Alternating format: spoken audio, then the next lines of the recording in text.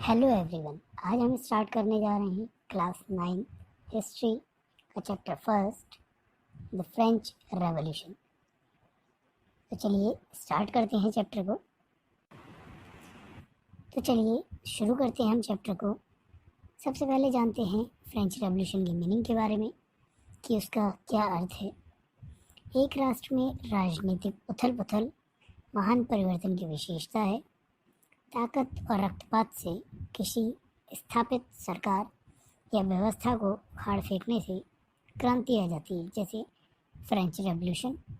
वहीं कुछ ऐसे महान परिवर्तन भी हैं जो धीरे धीरे शांति से आए, जैसे इंडस्ट्रियल रेवोल्यूशन। फ्रेंच रेवोल्यूशन सम्राट के तानाशाह और विरोधी लोगों की नीतियों के खिलाफ फ्रांस के लोगों का जन विद्रोह था। ये 14 जुलाई 1789 में शुरू हुआ था, जिसे स्टॉर्मिंग ऑफ बेस्टाइल के नाम से भी जाना जाता है। इंट्रोडक्शन ऑफ फ्रेंच रेवोल्यूशन की बात करते हैं तो आज हम अक्सर स्वतंत्रता और समानता के विचारों को लेते हैं, लेकिन हमें खुद को याद दिलाना होगा कि इन विचारों का भी एक इतिहास है। यह इतिहास फ्रेंच रेवोल्यूशन से अपनी उत्पत्ति को बताता है। इसमें राजतंत्र के अंत, निजीकरण के आधार पर समाज का अंत और शासन की नई प्रणाली को जन्म दिया गया। इसमें घोषणा की गई कि सभी व्यक्तियों के पास अधिकार हैं और वे समानता का दावा कर सकते थे। समानता और स्वतंत्रता की ये धारणाएं नए युग के केंद्रीय विचारों के रूप में उभरी। वैसे तो फ्रेंच रेवोल्यूशन के अलग अलग कॉजेज, कारण बताए गए हैं। तो सबसे पहले हम बात करेंगे पॉलिटिकल यानी राजनीतिक कारणों की। तो चलिए शुरू करते हैं। 1774 में बॉनबॉन फैमिली से लुइस 16 फ्रांस के सिंहासन पर बैठा।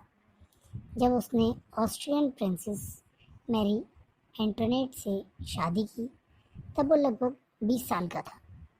वो हमेशा उसके प्रशासन में दखल देती थी। उसने पूर्ण सम्राट के रूप में शासन किया। उसके पास एक विशाल सेना थी और वर्साइल्स में उसका एक महल था जो कि एक असाधारण दरबार रखता था, जिसमें उसने फ्रांस का बहुत सारा पैसा पानी की तरह बहाया। आम नागरिक प्रशासन के बारे में कुछ भी नहीं बोल पाते थे।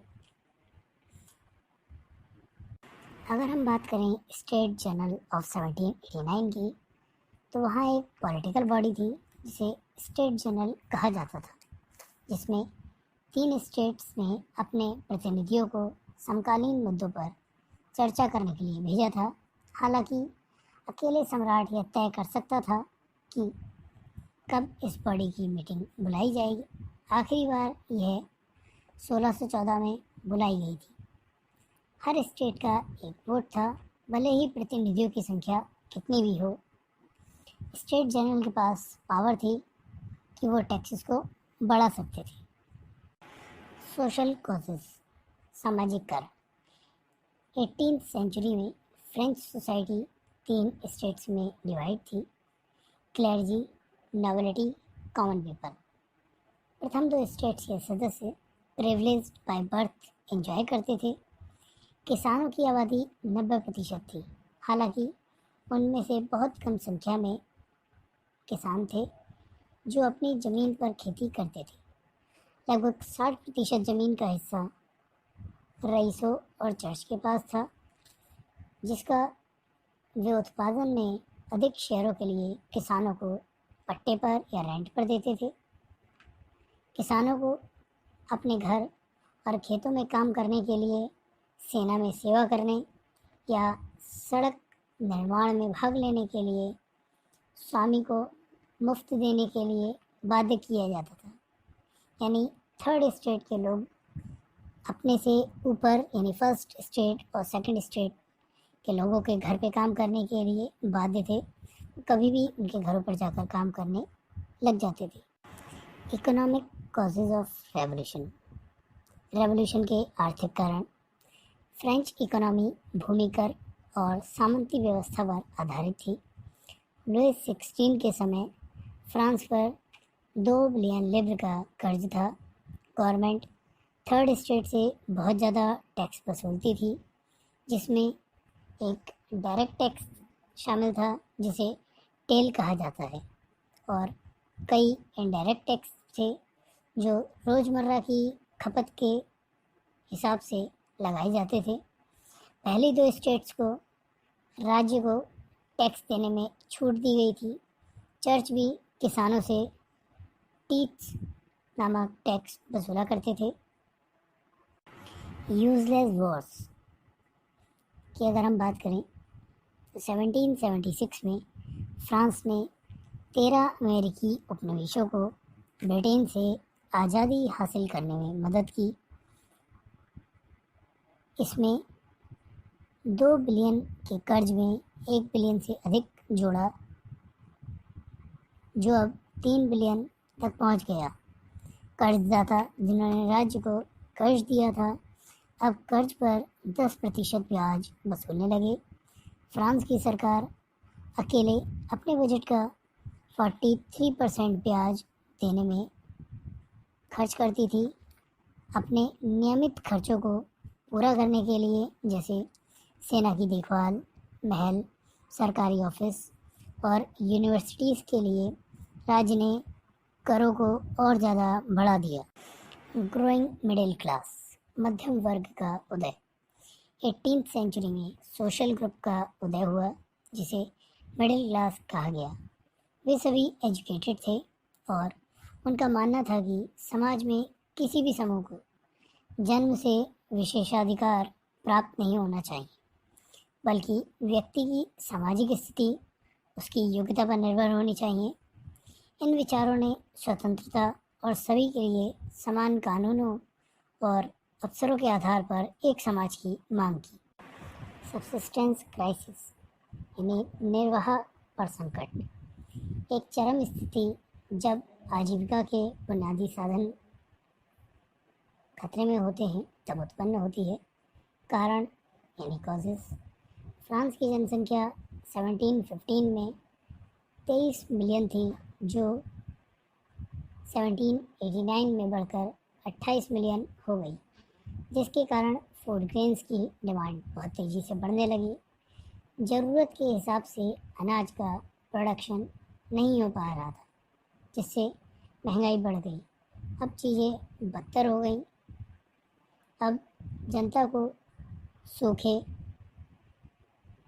और ओलों से नुकसान हुई फसल ने और ज़्यादा नुकसान पहुंचाया। एज ऑफ इनलाइटमेंट, 17th और 18th सेंचुरी को एज ऑफ इनलाइटमेंट कहा जाता था। विभिन्न दार्शनिकों ने समानता और स्वतंत्रता के आधार पर राज्य के लिए अपने सिद्धांतों को रखा। जॉन लॉक ने अपनी 2 ट्रीटीज ऑफ गवर्नमेंट में परमात्मा के सिद्धांत और सम्राट के पूर्ण अधिकार का खंडन करने की मांग की। वहीं रूसो ने लोगों और उनके प्रतिनिधियों के बीच एक सामाजिक अनुबंध के आधार पर सरकार का एक रूप प्रस्तावित किया। स्पिरिट ऑफ लॉ में मॉन्टेस्क्यू ने लेजिस्लेटिव, एग्जीक्यूटिव और जुडिशरी के बीच सत्ता का विभाजन प्रस्तुत किया। इन विचारों ने लोगों के दृष्टिकोण में क्रांति ला दी। सेशन ऑफ स्टेट जनरल, 5 मई 1789 को लुईस 16 ने एक साथ वर्साइल्स के हॉल में नए करों के प्रस्तावों को पारित करने के लिए स्टेट जनरल को बुलाया। फर्स्ट और सेकंड स्टेट ने 300 प्रतिनिधि भेजे, वहीं थर्ड स्टेट ने 300 एजुकेटेड मेंबर्स को भेजा। किसानों, कारीगरों और महिलाओं को विधानसभा में प्रवेश से वंचित कर दिया गया था। पास्ट में स्टेट जनरल को वोटिंग इस सिद्धांत के आधार पर दी गई थी कि प्रत्येक स्टेट का एक वोट माना जाएगा। थर्ड स्टेट के सदस्यों ने मांग की कि अब विधानसभा एक पूरे के रूप में या पूर्ण रूप में मतदान करेगी, जहां प्रत्येक सदस्य के पास एक वोट होगा। राजा ने इस प्रपोजल को रिजेक्ट कर दिया और थर्ड स्टेट के सदस्य विधानसभा से वॉकआउट कर गए। फॉर्मेशन ऑफ नेशनल असेंबली 20 जून 1789 को मिराबियो और अवेसियस के नेतृत्व में प्रतिनिधि वर्साइल्स के मैदान में एक इंडोर टेनिस कोर्ट में इकट्ठा हुए।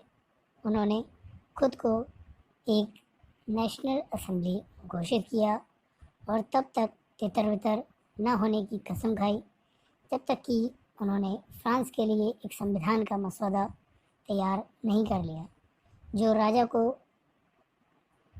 या राजा की शक्तियों को सीमित कर देता। ऐसे मसौदे के लिए मिराबियो का जन्म नोबेल फैमिली में हुआ था, लेकिन सामंती व्यवस्था को समाज से दूर करने के प्रति वो आश्वस्त थे। उसने एक पत्रिका निकाली और वर्साइल्स में मौजूद भीड़ को संबोधित किया। अवेसियस मुख्य रूप से पुजारी था। उसने प्रभावशाली पैम्पलेट लिखा, व्हाट इज़ थर्ड स्टेट, जिसका नाम दिया गया आउटब्रेक ऑफ रेवोल्यूशन। जब नेशनल असेंबली व्यस्त थी वर्साइल्स में कॉन्स्टिट्यूशन को बनाने में, वहीं बाकी फ्रांस के लोग महंगाई और भोजन की कमी से होने वाले दंगों से पीड़ित थे। 14 जुलाई 1789 को अफवाह फैला दी कि राजा ने सैनिकों को शहर में जाने की आज्ञा दे दी और जल्द ही नागरिकों पर गोली चलाने का आदेश दे देंगे। लगभग 7,000 लोगों ने किले की जेलों पर हमला कर दिया।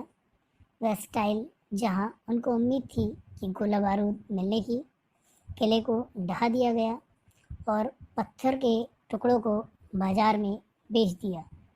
इस बीच ग्रामीण इलाकों में भी दंगे हुए और देश छोड़कर भागने को मजबूर हुए रईसों पर हमले हुए। ये घटना फ्रेंच रेवोल्यूशन की शुरुआत मानी जाती है। कॉन्स्टिट्यूशनल मोनार्च 1789 में नेशनल असेंबली ने कॉन्स्टिट्यूशन का ड्राफ्ट पूरा किया।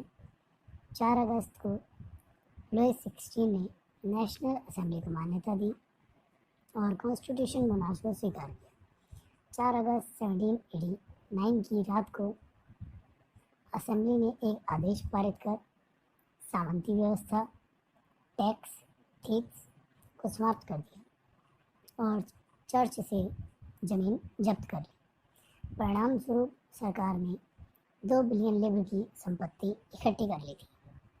न्यू कॉन्स्टिट्यूशन नेशनल असेंबली ने 1791 से राजशाही की शक्ति को सीमित करने के उद्देश्य से संविधान का निर्माण पूरा किया। शक्तियाँ अब अलग अलग तीनों संस्थाओं लेजिस्लेचर, एग्जीक्यूटिव और जुडिशरी को सौंप दी गई थी। इसने फ्रांस को एक कॉन्स्टिट्यूशन मोनार्च बना दिया। 1791 में कॉन्स्टिट्यूशन में नेशनल असेंबली में कानून बनाने की शक्ति निहित की, जिसे इनडायरेक्टली चुना गया था, यानी नागरिकों ने मतदाताओं के एक समूह को वोट दिया जिन्होंने बदले में विधानसभा को चुना। केवल 25 वर्ष से अधिक आयु के पुरुष जिन्होंने 3 दिनों की मजदूरी के बराबर टैक्स जमा किया हो, उन्हें एक्टिव सिटीजन का दर्जा दिया गया था, अर्थात वे वोट के हकदार थे। रिमेन मैन और वुमेन को पैसिव सिटीजन का दर्जा दिया गया। एक निर्वाचक के रूप में क्वालिफाई होने और फिर विधानसभा के सदस्य के रूप में एक व्यक्ति को करदाताओं के उच्चतम वर्ग से संबंधित होना चाहिए था। कॉन्स्टिट्यूशन आदमी और नागरिकों के अधिकारों की घोषणा के साथ शुरू हुआ। जीवन के आधार, बोलने की स्वतंत्रता, राय की स्वतंत्रता, कानून के समक्ष समानता, प्राकृतिक और अविवेकी अधिकारों के रूप में अधिकारों को स्थापित किया गया, अर्थात वे जन्म से प्रत्येक मनुष्य के थे और उन्हें दूर नहीं किया जा सकता था। प्रत्येक नागरिक के अधिकारों की रक्षा करना राज्य का कर्तव्य था। वीडियो के सेकंड पार्ट के लिए हमारे चैनल को सब्सक्राइब करें, लाइक करें और शेयर करें।